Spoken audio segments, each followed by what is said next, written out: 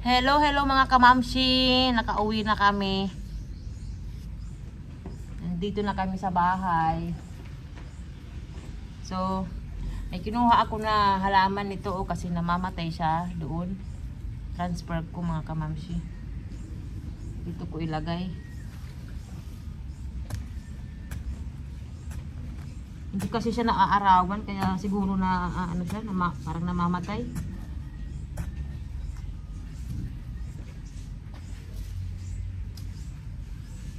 May bukad, may bukad. Bukad. May ano to siya, may bulaklak, pula.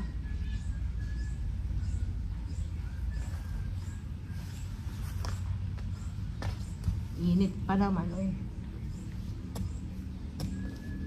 Dito na kami sa bahay, balik ulit. Tapos na ang bakasyon.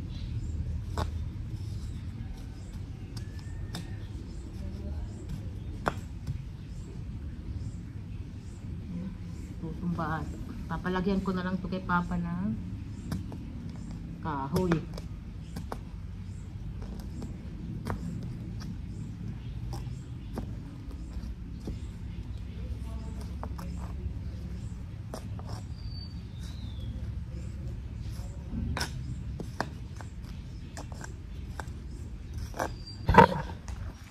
Ayan na mga kamamshi. Transfer ko dyan.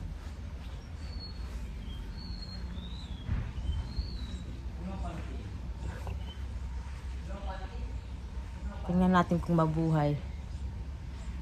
Nakakamiss yung mga halaman.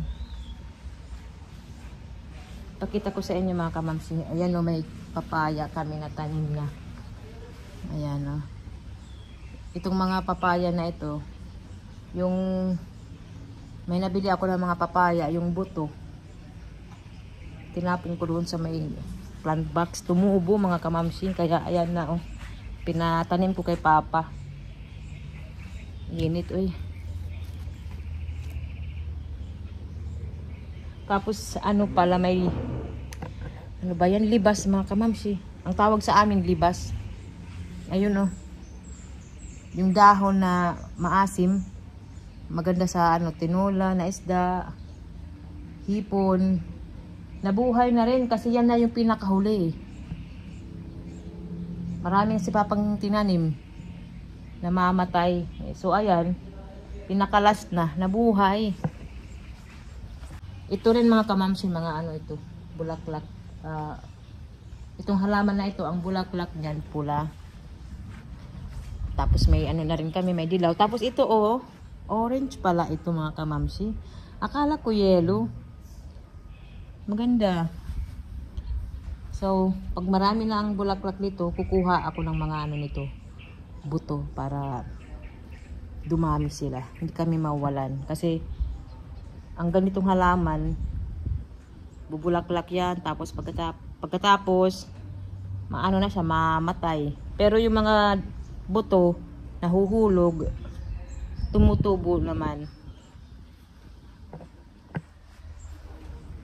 Parang ayaw nilang, ano, ayaw nilang ng matubig. Ito. Kailangan lang nila ano, yung dry.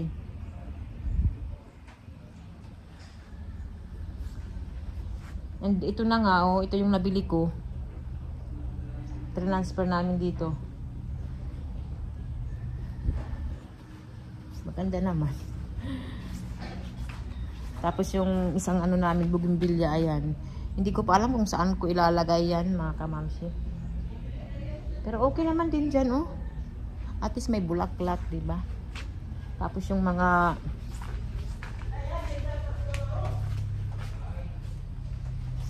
Tapos itong mga malunggay, pinaputulan ko to kay Papa kasi pataas lang sila ng pataas. Ngayon naman, ayan, pagka-uwi namin, marami lang dahon. Ayan, marami ng mga sanga-sanga. Maganda kasi ang malunggay, yung hindi lang pataas, dapat ano, sumasanga-sanga siya. Ayan, maganda na. Nakakamiss yung ano, Yung bahay talaga, nakakamiss yung mga tanim, mga kamamsi. Saka yung aming kamyas. Balik tayo doon. Yung aming kamyas, may bunga na rin. Biglaang tour tayo dito sa garden namin. Ayan yung mga kamamsi. Ang dami na namang bunga ng kamyas. Kumuha si Papa ng isa.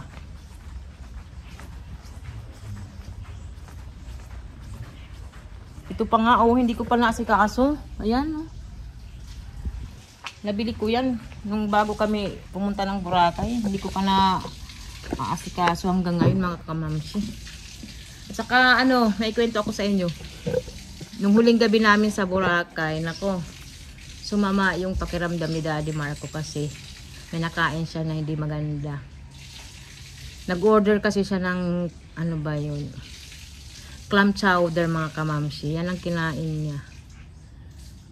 Okay naman nung nasa restaurant kami. Tapos pagbalik namin sa hotel, ayun na, bigla nang sumakit yung tiyan niya. Nag-diarrhea na siya, mga kamamsi. Hanggang sa umaga, pabalik-balik si Daddy Marco sa toilet. Pero nakapag-swimming pa kami. Kumain pa siya ng breakfast. Pero ganun pa rin yung niya, yung pagramdam niya. Pabalik-balik siya sa toilet. Tapos sabi ko sa kanya, bibili ako ng pang dehydration. Bibili ako ng Pocari Sweet. Nung una ayaw niya pa. Sabi niya okay lang. Sabi ko hindi.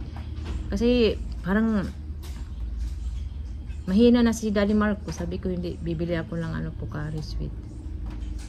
Ininom niya yung Pocari Sweet. Tapos sabi niya nanginginig daw siya. Sabi ko mag-inom ka ng gamot kasi may may paracetamol ako nadala. Ayaw niya, mga kamamsi. Pero buti na lang na nakaya niyang magbiyahe pa uwi dito sa Tacloban.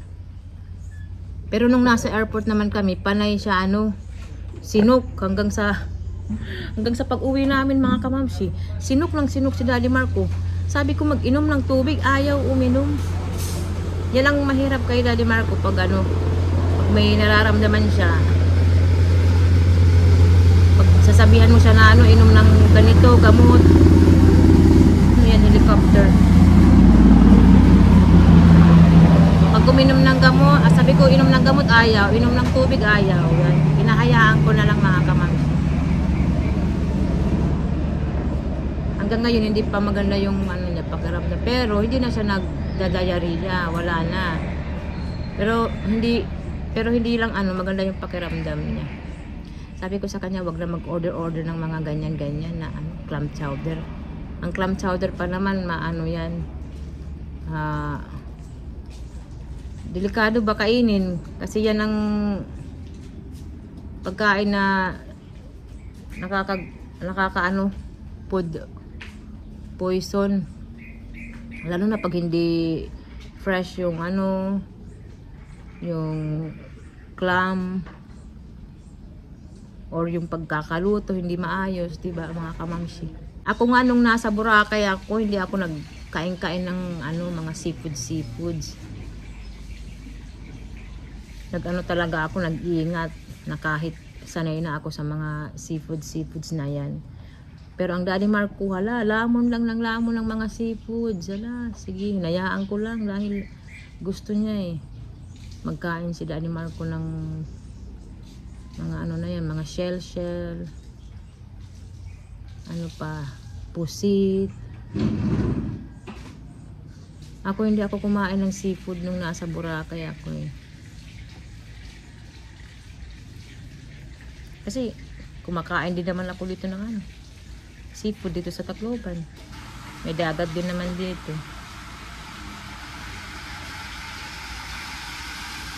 So ayan lang.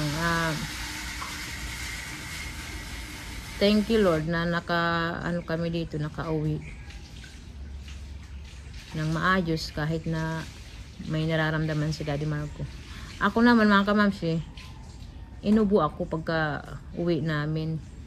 Siguro dahil sa sa init din. Tapos ayun nga, nagsiswimming kami ni Daddy Marco. Tapos painit, paaraw, tapos balik sa dagat, paaraw na naman, tapos pagbalik sa hotel, mag-aircon. Inubo ako eh. Tapos dito naman sa Tacloban, ulan, araw, ulan, araw. Pero ngayon maganda ang panahon. Ayun si mother, oh. Trabaho na naman sa mama. Ayan, mga kamamsi. Sila Jamie, nasa school, may practice. Si Ellie lang ang nandito sa bahay kasi may ubo eh. Hindi ko pinasama. Ang ganda ng panahon. Nakakamiss talaga yung ano namin, bahay. Yung nyug, may mga bunga na, mga kamamsi. Ayan, no? May bunga na yung nyug. At saka ito, oh. May bulaklak na rin. Yellow naman siya. May pula na kami. Orange at saka yellow. Ayan, ganda ng ano, garden. Kape para kay Daddy Marco. Nandito na si Daddy Marco. Mapait na kape. Oh, Daddy. I will buy later the yeast and the Flour. make just me a dough for tonight. I'll try a little bit outside here. Is it working here? Is it working here? My oven is just leaking. Yeah. How are you now? Feeling better? And then I'm still feeling a little bit tired and no energy. Okay. I mean, that's what it is. That's why I told you I don't want to have an event on Sunday. I need a pause. I mean, yeah. Dapat maghahanda kami. You also realize that we're getting older. And Yeah. we need exercise. Ano. Bagong gupit si Daddy Marco. Sabi ko sa kanya kanina magpagupit na kasi mahaba na yung buhok. Dapat maghahanda kami ngayong 29. Ano pa rin yun yung sa birthday ni Daddy Marco kasi 'di ba? Hindi naman kami lahat nagpunta sa restaurant. Hindi maganda ang pakiramdam ni Daddy Marco kaya sa susunod na lang. Daddy?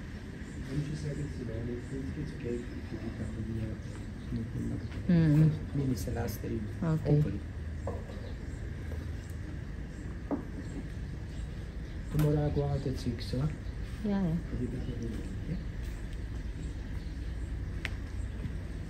Kanina pa yan na helicopter paikot-ikot dito sa namin lugar. Hindi ko alam kung sino ba yan. Tingnan niyo mga kamams nyo. Nilipat ko. Ito, di ba nandito ito? Nilipat ko. Kasi yung dahon na nahuhulog. Tapos ayan, iba na yung ano niya. Dahon niya, hindi ko alam. Hindi ko alam kung bakit ganyan na. Ayan.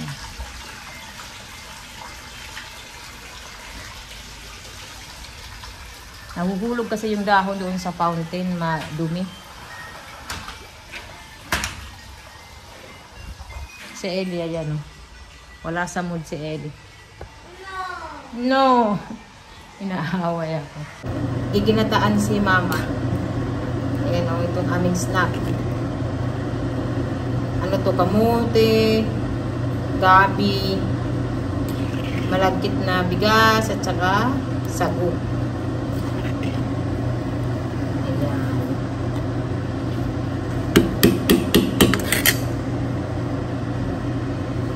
Abangan natin ang ginataan ni Mama. Luto na yung ginataan mga kabamsi. Kaya lang, kulang yung sabaw.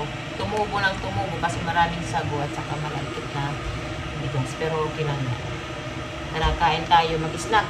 Pagkagising lang ni Mami Irene. Ayan. Kain na tayo nito. Dumami yung sago. Kaya yung sabaw, wala na.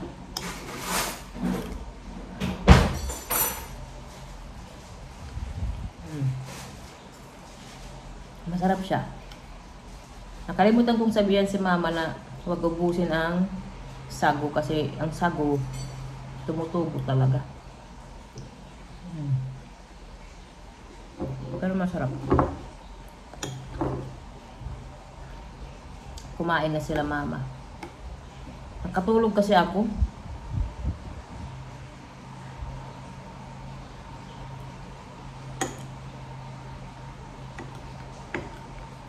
May ano ito, kamote, gabi, saging.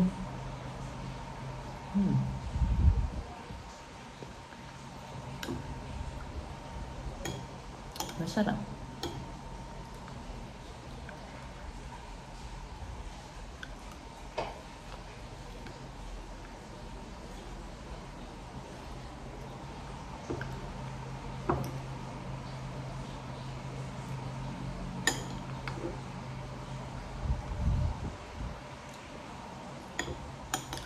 Si Daddy Marco, hindi ko muna pinakain ito. Baka mag-prororot na naman.